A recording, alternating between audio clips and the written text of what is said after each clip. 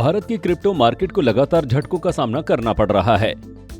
बीती सर्दियों से लेकर बजट तक इसके लिए नियम कायदों में कई तरह के बदलाव के कयास लगते रहे हैं और कई हैरान कर देने वाले रेगुलेशंस इस पर लगा भी दिए गए हैं। दरअसल सबसे पहले तो बीते साल संसद के शीतकालीन सत्र में क्रिप्टो कानून लागू करने का जो अनुमान था वो गलत साबित हुआ। बजट में क्रिप्टो की आमदनी पर 30% टैक्स और 1% टीडीएस के साथ ही कई तरह के अकाउंटिंग नियम भी थोप दिए गए। इसके बाद आरबीआई ने बैंकों और पेमेंट गेटवेज को क्रिप्टो एक्सचेंजों के साथ हर तरह के कारोबार को बंद करने का फरमान जारी कर दिया। फिर सेबी ने सेलिब्रिटीज को क्रिप्टो के विज्ञापनों में शामिल होने से रोक दिया।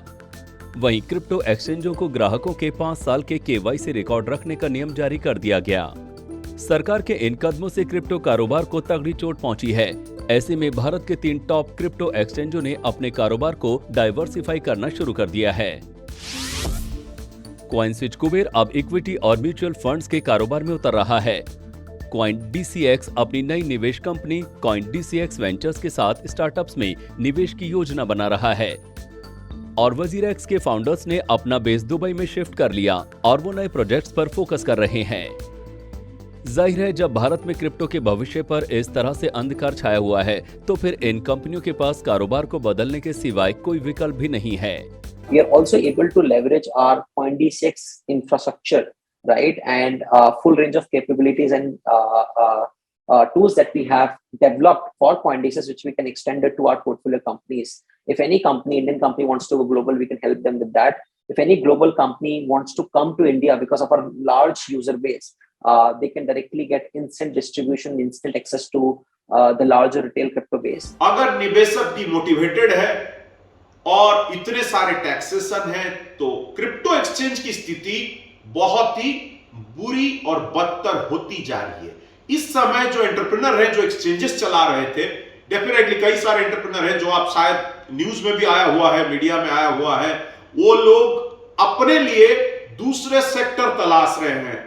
कई एक्सचेंजेस जो भारत से अलग अलग देश को जा चुके हैं, जैसे दुबई, सिंगापुर, यूरोप के भिन्न भिन्न स्थानों में, ऑस्ट्रेलिया जा चुका है, एक बहुत पुरानी एक्सचेंज सबको पता है। तो इस तरीके से सारे एक्सचेंज अलग देश में जा रहे हैं एक तरफ, दूसरी तरफ कुछ एंटरप्रेन्योर ये बोल रहे हैं कि हमें ये सब चीजों से निकल के अभी वेब 3.0, मेटावर्स, इसके ऊपर वो मुड़े जा रहे हैं। वहीं जिस तरह से हाल ही में क्रिप्टो करेंसीज में भारी गिरावट आई है और टेरा लूना औंधे मुंह लुढ़क गई है, उससे निवेशकों में डर बैठ गया है। बिटकॉइन बीते 1 महीने में 18% लुढ़क गया है। ईथर इस दौरान 32% लुढ़का है। बिनांस ने 18% का नुकसान 1 महीने में निवेशकों को पहुंचाया है। सोलाना एस 1 महीने में घटकर करीब आधे दाम पर आ गई है। पोलीगन 1 महीने में 40% लुढ़का है। टेरा लूना तो 1 महीने में 100% लुढ़क गया है। इन सब की वजह से क्रिप्टो मार्केट में हाहाकार मचा हुआ है। Compliance cost has also grown because the exchange has to maintain all those datas and all those, the KYCs and all those transaction data and all that. But after, say, suppose after 1% TDS that will get implemented soon, and all these tax reports and everything, the compliance cost has also gone up, and on the other side, the interest from the retail segment has dropped. ऐसे में अब crypto एक्सचेंजों के साथ ही crypto निवेशकों के लिए भी मुश्किलों की बौछार हो गई है।